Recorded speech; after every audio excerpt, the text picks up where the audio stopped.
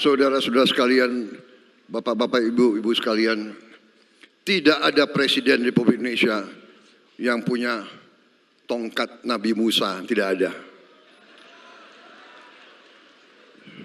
Negara kita sangat besar. Sudah kita mulai bergelar sekian ratus, sekian, masih ada yang komentar, iya tapi belum banyak. Kalau nggak ada wartawan, saya bilang,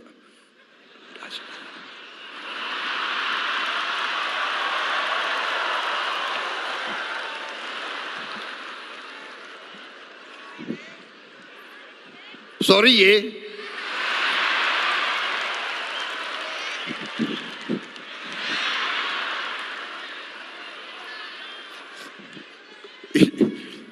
Mas Gibran ini kayak kampanye aja nih.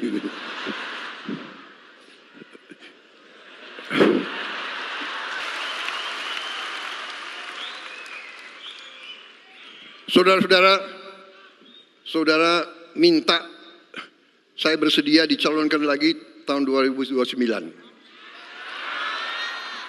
Saya katakan, kalau program-program saya tidak berhasil, tidak perlu saudara calonkan saya terus. Saya kalau mengecewakan kepercayaan rakyat, saya malu untuk maju lagi.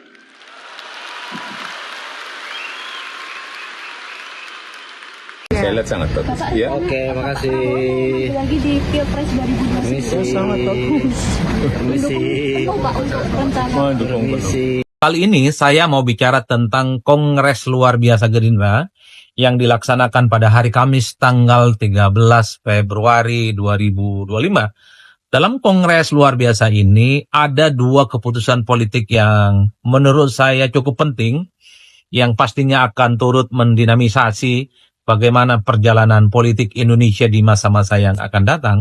Pertama, dalam Kongres Luar Biasa ini, seluruh kader, seluruh fungsionaris Gerindra secara aklamasi meminta kembali Prabowo Subianto untuk menjadi ketua umum partai.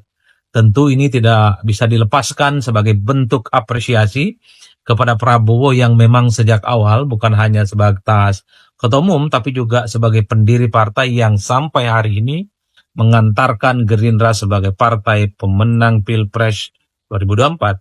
Keputusan yang kedua menurut saya penting adalah meminta kembali Prabowo Subianto untuk dicalonkan sebagai calon presiden 2029 di masa-masa yang akan datang.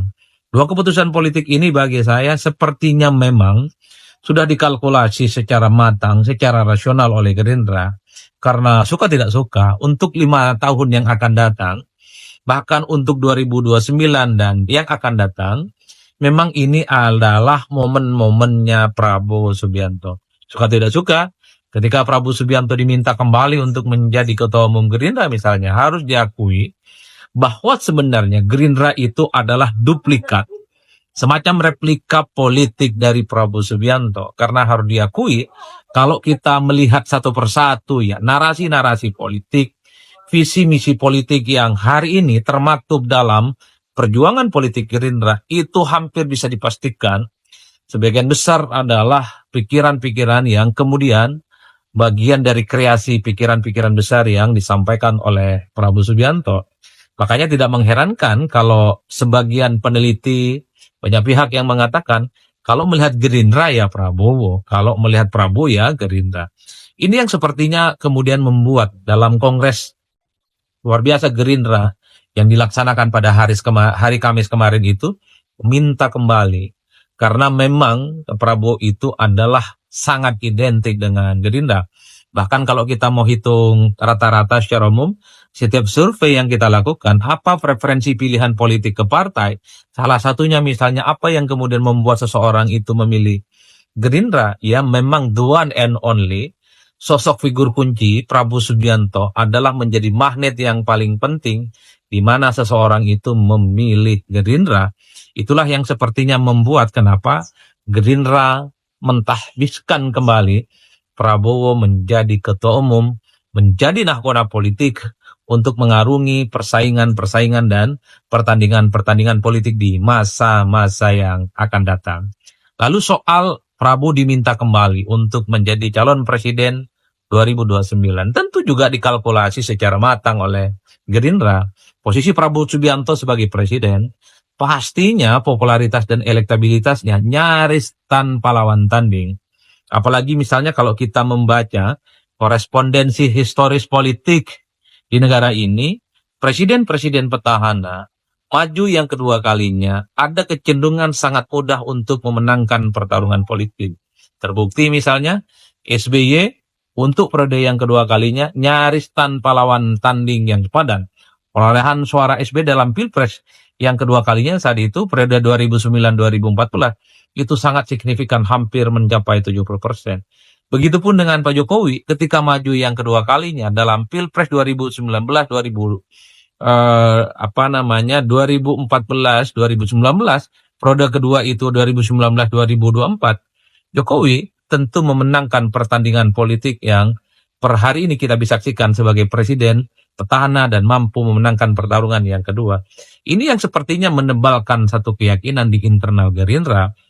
Dalam sejarahnya, presiden petahana maju yang kedua kalinya itu sangat mudah untuk memenangkan pertarungan yang akan datang. Itulah yang kemudian membuat dalam kongres luar biasa yang dilaksanakan oleh Gerindra meminta kembali Prabowo Subianto untuk menjadi calon presiden. Kalkulasinya pasti rasional, kalkulasinya pasti matang, dan sudah terukur bahwa Prabowo pastinya diyakini akan mampu memenangkan pertarungan politik di 5 tahun yang akan datang. Nah, yang menjadi pertanyaan adalah, setelah Prabowo Subianto mencalonkan kembali atau dicalonkan kembali oleh Gerindra sebagai calon presiden 2029, siapakah kira-kira sosok dari partai politik yang berani menantang Prabowo sebagai kompetitor? Itulah yang sebenarnya di 5 tahun yang akan datang ini akan dilihat. Karena kalau mau jujur ya, semua partai politik hari ini yang lolos ke parlemen itu punya keistimewaan untuk mengusung kader terbaik mereka, terutama ketua umum mereka untuk bertanding di Pilpres. Karena kalau kita melihat hasil putusan Mahkamah Konstitusi yang disebut dengan presidential threshold, ambang batas presiden, itu sudah dihilangkan. Artinya apa? Semua partai politik yang sudah lolos ke parlemen mestinya di 2029 itu siap untuk maju Pilpres menjadi lawan tanding Prabowo Subianto, atau juga maju Pilpres sebagai bagian untuk memenangkan pertarungan politik. Bukankah dari dulu partai-partai itu selalu mengatakan bahwa partai itu adalah semacam tempat untuk memproduksi calon-calon pemimpin di masa yang akan datang? Nah, disitulah akan diuji nanti di 2009. Apakah ada partai-partai saat ini yang lolos ke parlemen, atau nanti di 2029 partai politik yang lolos ikut pemilu, dia boleh juga mencalonkan calon presiden, bisa tidak mencalonkan diri dan kadernya untuk menjadi kompetitor dan akan bersaing dengan Prabowo Subianto. Disitulah kemudian akan diuji apakah betul partai politik itu adalah menjadi tempat untuk melakukan kaderisasi calon-calon pemimpin di masa-masa yang akan datang. Khawatirnya partai politik itu nggak punya nyali. Mungkin mereka itu ngeper duluan ngelihat Prabowo Subianto. Mungkin mereka itu sudah underestimate duluan menghadapi Prabowo Subianto. Mungkin juga sudah mereka itu mengkalkulasi, sudah merasa kalah duluan jika harus menghadapi Prabowo Subianto. Itulah yang sepertinya sedang dihitung betul oleh partai. Tapi kalau kita mau melihat kecenderungan secara umum publik ya, tentu di 2029 setelah presidensial threshold itu tidak ada, zero threshold, minimal partai-partai itu berani menyodorkan kader terbaik mereka untuk bertanding di Pilpres. Kalau menang itu perkara biasa. Itu yang paling penting sebenarnya. Kenapa? Di negara ini, sekalipun Anda calon-calon presiden kalah dalam bertanding di Pilpres, sekalipun Anda partai-partai kalah bersaing dalam Pilpres, ingat pasti dirangkul kok. Pasti diajak bekerja sama kok. Pasti juga dapat kekuasaan menjadi menteri dan menjadi pembantu presiden. Jangan takut dalam konteks itu. Apalagi misalnya secara bersamaan, kalau partai-partai ini berani mengusung calon mereka bertanding di Pilpres 2029, faedah yang disebut dengan kotel efek sangat mungkin akan didapatkan. Karena di kita per hari ini rezimnya itu adalah rezim di mana Pileg maksud saya dengan Pilpres itu dilaksanakan secara serentak. Ketika Pilpres dan Pileg itu dilaksanakan secara bersamaan, maka partai yang berhasil mengusung calon presiden dari kader mereka sangat mungkin akan mendapatkan suara yang signifikan meningkat berkat mereka itu mengajukan calon presiden. Itu yang disebut dengan kotel efek. Jadi partai-partai sekalipun popularitas dan elektabilitasnya tidak sekuat Prabowo Subianto, minimal pikirkan perolehan pilegnya di parlemen. Karena secara teori, secara praktis politik, partai punya jagoan di Pilpres, terutama ketua mereka maju Pilpres misalnya, pastinya pilegnya itu akan naik secara signifikan. Itulah yang sepertinya sedang kita tunggu. Apakah setelah Prabowo Subianto akan maju kembali di 2029 sebagai calon presiden, berani tidak partai-partai itu mencalonkan kader mereka untuk bertanding? Kalau tidak berani, ya sudah, bubarkan saja partai politik. Nggak ada gunanya. Untuk apa ada partai politik kalau dalam pemilu mereka tidak berani mengusung kader mereka untuk bertanding? Kan itu saja ceritanya. Nah, yang kedua, yang terakhir, ini juga menjadi kekhawatiran. Jangan-jangan semua partai politik di luar Gerindra, mereka itu hanya berebut mengincar posisi menjadi calon wakilnya Prabowo Subianto.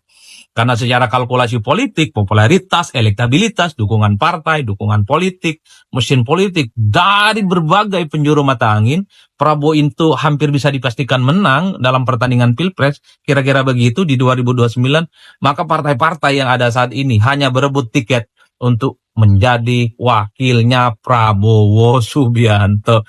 Nah, itu yang saya khawatirkan. Jadi partai itu karena udah ketakutan, takut kalah duluan melawan Prabowo Subianto, ya paling tidak mereka itu berebut bagaimana menjadi calon wakil presiden yang bisa mendampingi Prabowo Subianto. Itulah yang menurut saya ke depan akan cukup dinamis, bagaimana perkembangan politiknya. Itu bacaan saya saat ini, karena kita seringkali melihat politik kita itu kan penuh kejutan-kejutan. Seringkali yang menurut kita hari ini happening, hitam dan putih, siapa tahu di 2029 akan terjadi sesuatu yang di luar jangkauan kita. Siapa tahu misalnya ada partai politik, entah itu di koalisi Kim Plus ataupun non Kim Plus, berani menantang untuk melawan Prabowo Subianto di pertandingan Pilpres.